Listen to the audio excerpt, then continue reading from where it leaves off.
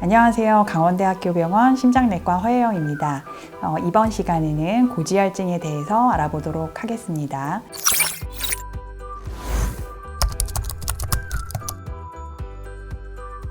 고지혈증이란 피 속의 지방 성분의 일종인 나쁜 콜레스테롤이나 중성 지방이 정상 수치보다 필요 이상으로 많이 올라가 있는 상태를 말합니다.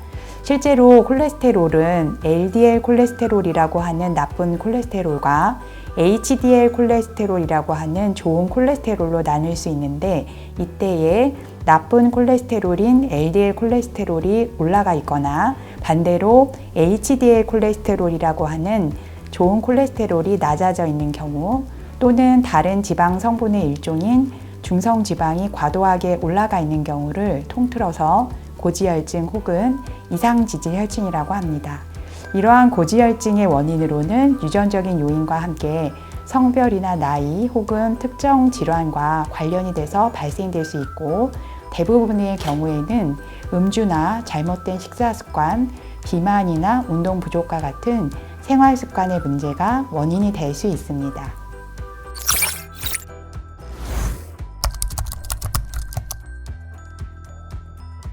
고지혈증은 특별한 증상이 없기 때문에 치료가 필요 없다고 생각하실 수 있지만, 이러한 고지혈증을 장기간 방치하게 되면 나쁜 콜레스테롤이나 중성 지방과 같은 지방 성분이 혈관벽에 쌓이게 되고, 이로 인해서 혈관 내부가 좁아지거나 막히게 되어서 협심증이나 심근경색증과 같은 심장 혈관 질환 혹은 중풍이나 뇌경색과 같은 뇌혈관 질환이 발생할 수 있기 때문에 반드시 치료를 하셔야 합니다.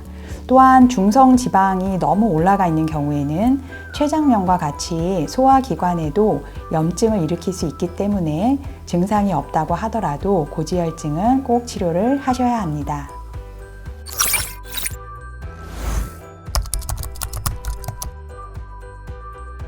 고지혈증의 치료는 우선적으로 식이요법이나 운동요법과 같은 생활 습관의 조절을 기본적으로 하고, 필요한 경우에 약물 치료를 해야 합니다. 예를 들어서 피 속에 나쁜 콜레스테롤이나 지방 성분이 너무 높아져 있거나 당뇨병이나 고혈압, 심장혈관이나 뇌혈관 질환과 같은 기저질환이 있는 경우, 혹은 앞서 말씀드린 생활 습관의 조절이 잘 되지 않는 경우에는 약물 치료를 시작하셔야 합니다. 따라서 이렇게 약물 치료를 시작하는 것은 개개인마다 상황이 다르고 종합적으로 판단을 해야 하기 때문에 담당 의사와 상의하시는 것이 좋겠고, 약물 치료를 하는 경우에도 식이요법과 운동요법을 함께 병행하시는 것이 좋겠습니다.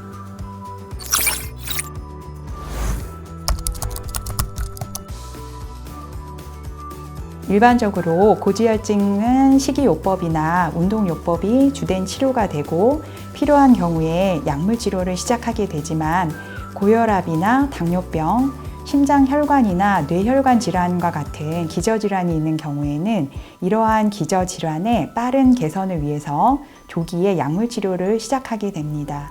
또한 많은 경우에 있어서 식이요법과 운동요법만으로는 고지혈증을 효과적으로 개선시키기가 어렵고, 꾸준하게 좋은 생활습관의 변화를 오래 지속하는 것이 실제로는 어렵습니다.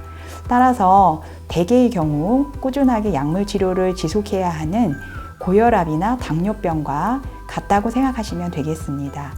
따라서 고지혈증의 치료는 식이요법과 운동요법과 같은 건강한 생활 습관을 바탕으로 필요한 경우에는 약물 치료를 병행하시는 것이 보다 바람직하다고 하겠습니다.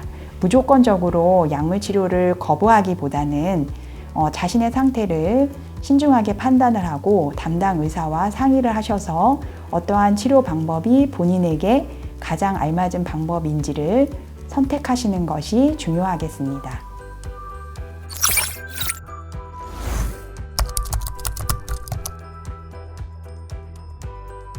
고지혈증은 특별한 증상이 없지만 제대로 치료를 하지 않고 장기간 방치하게 되면 콜레스테롤이나 지방 성분이 혈관벽에 쌓이게 되고, 혈관 내부가 좁아지거나 막히게 되어서 심장혈관 질환이나 뇌혈관 질환을 일으킬 수 있고, 최악의 경우에는 사망까지 발생할 수가 있습니다.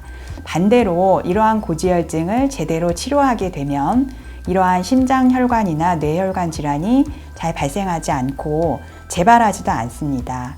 따라서 고지혈증의 치료는 단순히 콜레스테롤 수치를 낮추는 것을 넘어서서 이러한 심장혈관이나 뇌혈관 질환을 효과적으로 예방하고 치료하는 데 있어서 매우 중요하다고 하겠습니다. 또한 콜레스테롤 수치가 낮아졌다고 해서 임의로 약물 치료를 하다가 중단하게 되면 콜레스테롤 수치가 치료하기 이전의 상태로 올라가게 됩니다. 물론 철저하게 식이요법과 운동요법을 꾸준히 지속할 수만 있다면 약물 치료 없이 콜레스테롤 수치를 목표에 맞게 조절할 수도 있겠지만 이미 콜레스테롤 수치가 높아져서 약물 치료를 시작한 경우에 치료를 하다가 갑자기 중단하게 되면 콜레스테롤 수치가 치료 이전의 상태로 올라가게 되고 이로 인해서 심장혈관 질환이나 뇌혈관 질환의 위험성도 같이 올라가게 됩니다. 따라서 이러한 개별적인 위험 요소들을 종합적으로 신중하게 판단하고 담당 의사와 상의를 하시는 것이 좋겠고 필요한 경우에는 콜레스테롤 수치가 낮아졌다고 하더라도 약물 치료를 지속하셔야 합니다.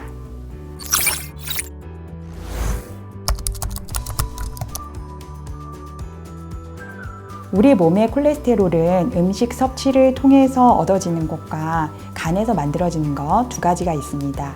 이 중에 음식을 통해서 들어오는 콜레스테롤의 비율은 약 20에서 30%이고 나머지 70에서 80%가 간에서 만들어지게 됩니다.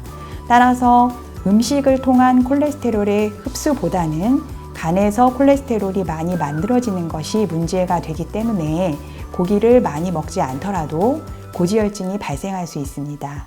또한 도넛과 같은 튀김 음식이나 피자나 케이크, 쿠키, 마가린과 같은 트랜스 지방이 많이 들어있는 음식들을 과도하게 먹게 되면 이 또한 고지혈증을 유발할 수 있습니다. 따라서 이러한 음식들도 많이 먹지 않도록 주의를 하셔야 합니다.